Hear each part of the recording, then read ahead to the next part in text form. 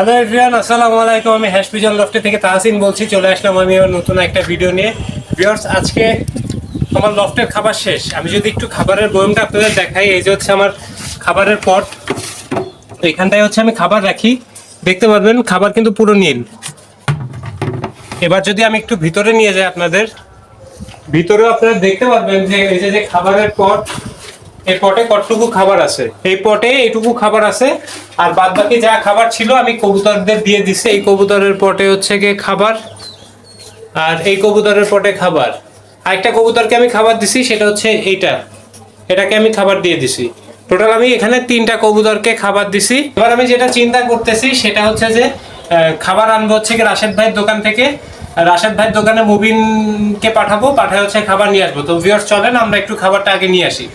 Viewers, আপনারা তো দেখতে পাচ্ছেন আমি রাশেদ ভাইয়ের দোকানে চলে আসছি। আমরা হচ্ছে আজকে নিতে আসছি কবুতরের খাবার আর কি। শুধু ধান নিব, বেশি কিছু নিব না। ভাই আসসালামু আলাইকুম। ভালো আছেন ভাই? এই তো আলহামদুলিল্লাহ। ভাই আমার হচ্ছে 500 টাকার ধান দিবেন। রেখে দেবো। হ্যাঁ। 35 টাকা কেজি ভাই। আচ্ছা একদম ঝাড়া ধান ফ্রেশ। আচ্ছা আচ্ছা, আমরা এটাই দেন তাহলে। কতটুকু আসবে 500 টাকায়? 500 টাকা আসবেন হচ্ছে আপনার ভাগ 14 কেজি 280 গ্রাম। আচ্ছা আচ্ছা ভিউয়ার্স, তাহলে তো আপনারা দেখতে পাচ্ছেন আমি কিন্তু ভাইয়ের কাছ থেকে খাবার নিচ্ছি। ভাই লোকেশনটা ভাই বলে দিবে। ভাই আপনার লোকেশন আর ফোন নাম্বারটা ভাই আমাদের লোকেশন হচ্ছে খুলনা বয়রা বাজার, পাবলিক কলেজ অপোজিটে। এখানে এসে বাজারে যে কোনো করে বললে হবে রাশেদ ভাইয়ের দোকান কোনটা। আর আপনার আমাদের দোকানের নাম হচ্ছে বয়রা পাখিঘর, এবং খাবারের দোকান হচ্ছে আফ্রিকান রাইস। আর আমাদের পাখিঘর আছে এই পাশে।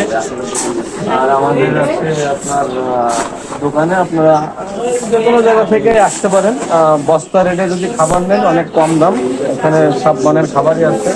লাভবার্ড, বাজিলিকা, কবুতর, কোয়েল, গরু, ছাগল, বিড়ালের নতুন আইটেম আমরা আনতেছি বিড়ালের জন্য।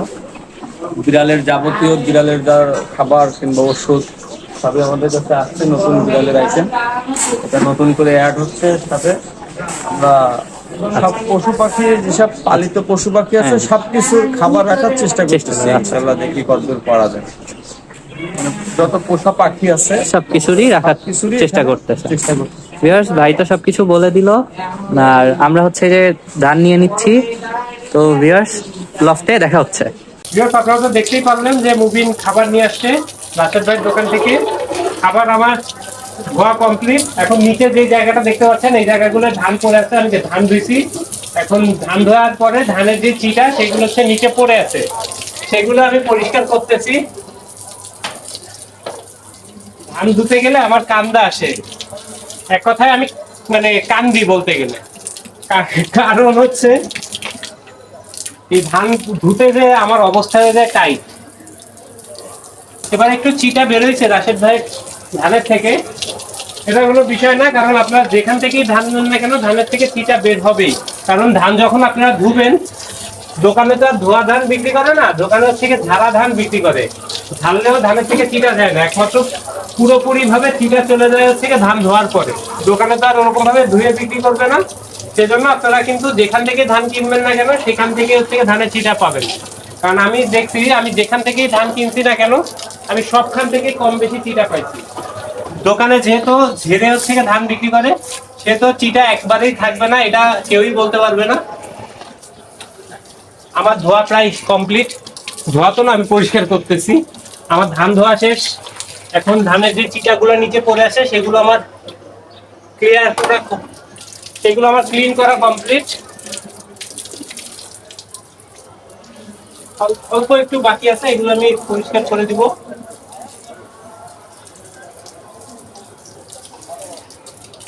এখন আমি যদি একটু আপনাদের ধান দেখাই, আপনারা তো দেখছেনই যে ধান হচ্ছে আমি মুবিনকে দিয়ে কিনাইছি 500 টাকার ধান।